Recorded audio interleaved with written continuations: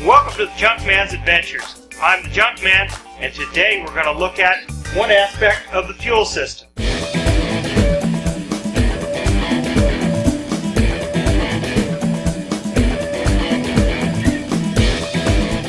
Well, the part of the fuel system that we're going to first focus on here is the fuel tank and then the fuel shutoff valve, or petcock as it's sometimes known. These are common problems when diagnosing the fuel system. This is just one part of it, because no matter how clean your carburetor is, if you have a dirty tank or fuel shutoff valve or petcock is dirty, you're just going to put more dirt in that carburetor and it's just going to give you fits. This will show you some of the basics of what an extreme case of leaving fuel for extended period of time in a tank, whether it be, like I said, a lawnmower, snowblower, or something of that nature, can cause gunk and varnish and buildup. No matter if you use ethanol fuel or regular fuel, this can be a problem. We're bringing it on in closer here. First thing we need to do is loosen the petcock and take it off here. You want to be very careful, especially if this is a motorcycle, old motorcycle. You don't want to damage the threads or round off the corners there. And of course, this is an old bike. You can pretty much see how gunky it is in there. This, like I said, probably sat for at least 15 years like this. But this is not uncommon to what you can find in lawnmowers, snowblowers, and such that sit for a year or more, or why people have troubles, especially with snowblowers that sit all summer even with unstabilized fuel. They won't get this bad, but the fuel starts to turn and it's less combustible, and that's generally what the problems they have. And with ethanol fuels, that just exacerbates the problem. So what we need to do is take the bottom off. This has kind of a sediment bowl, and see what we're looking at in here.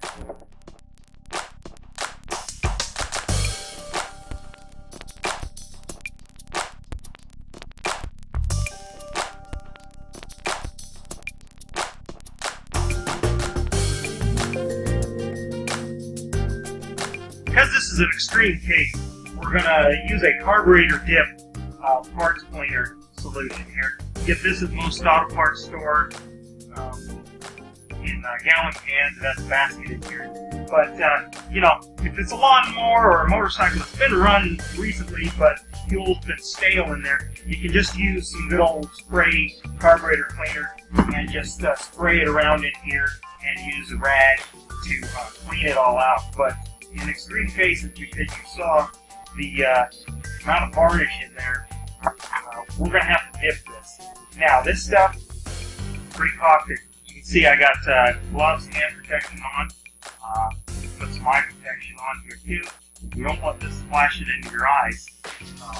So, safety glasses, goggles, whatever you have. Be safe. I also want to do it in a well-ventilated area. My shop's well-ventilated, so we're not a problem. You don't want to do this in a really close place, especially even when you're using this, because you know, it's a propellant. It's, you know, like spray paint. It's going to start stinking in the moment that you do it. So you want to do it outside, preferably, but also, you know, you don't want to get dirt in and out of your part you're trying to clean. So we're going to do this. Put it off. I like to minimize, even though I have gloves, I like to minimize touching any of this. And so we'll fast it out. I get the air pliers and put the parts in. Now, something like this cap, I don't want to stick it in like that. When you stick it in, the air pocket's going to form in there, and it's not, the solvent's not going to get to the varnish. So you want to set it up when you set it down in there. And also, I'm just going to put this whole thing. Now, there's rubber parts and plastic parts. Now, I'm going to have to replace all these in this, so I really don't care. But this stuff, given it sits a long enough time, can degrade rubber parts.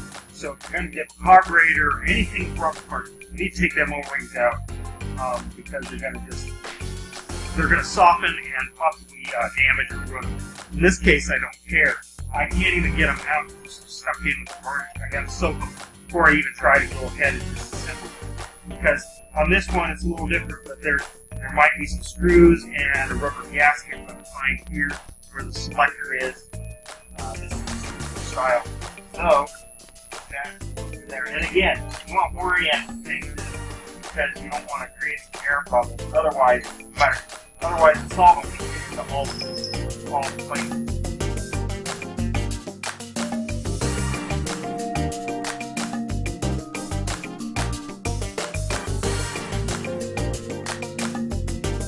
Now to let this set for a while, we'll come back and see what it's dissolved.